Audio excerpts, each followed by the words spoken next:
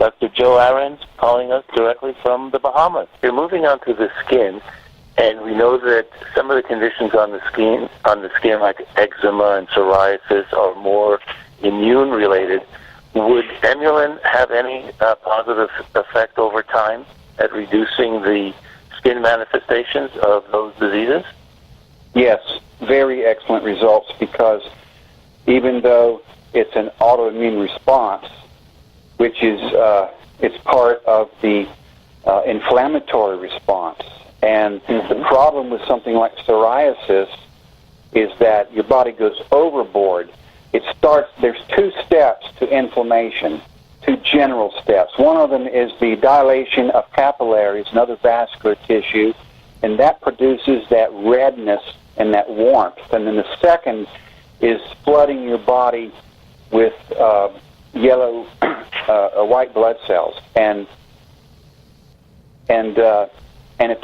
they're looking to chew up anything, get rid of whatever's bothering you. Well, unfortunately, in an autoimmune response, it turns on your own body, and you have that again, that inflammatory response. So, yes, it will knock down people.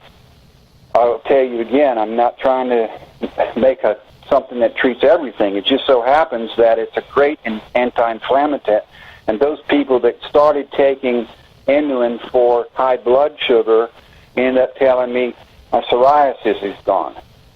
Now, we may one day focus on that and do some adequate clinicals, but I completely understand why that's the case. It's because we are shutting down that inflammatory response. If somebody wants to know what that really is, what are we doing? We are inhibiting tumor necrosis factor alpha, TNF alpha, which in turn causes a cascade of cytokinins. And you shut that down, and that's what stops that inflammatory response. And Dr. Ahrens, also, I would see, I was wondering about, there's a question that came in about allergies in general. Okay, so maybe you can tell me what happens when you have an allergy. Inflammation. Inflammation. Yes, so allergies, you are more sensitive to allergens than a common run-of-the-mill average person. Right. And if you have an allergy to something, you end up with low-grade inflammation. And people have said the same thing to me. I have less hay fever. This thing used to bother me when I eat it, and it no longer bothers me. I have less asthma. Any of the inflammatory responses are going to be inhibited, not because we're tackling all these myriad of diseases, but because we are inhibiting inflammation at its source. And our work, we never started out with plant extracts and see what they did in general. We actually modeled this, and we know where the myricetin and quercetin and chlorogenic acid, where they actually dock, where are the docking sites on the enzymes that are ultimately causing the inflammatory response. And then, of course, we have to get them somewhere to make them, so we get them out of these grapes and onions and coffee. I had there was an interesting comment a couple of days ago from one of the people in the testimonial page that her husband had some ED problems, and after about a week of using the product, she couldn't keep them off her. So, what do you have to say about that? Well,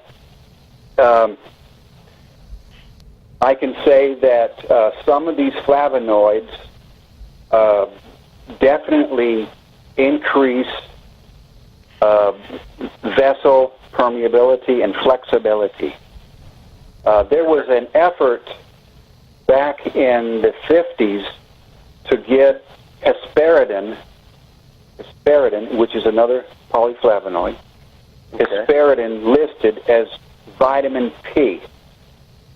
And the P stood for permeability, because it appeared that it just made your whole system respond better. You had lower blood pressure.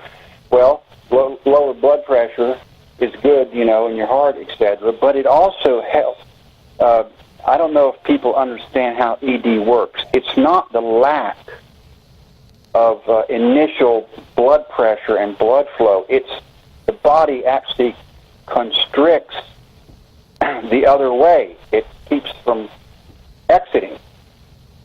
And when you have a much better functioning circulatory system, that works better. So yes, that's how that happens. It's not because it produces any type of nitrogen in the bloodstream.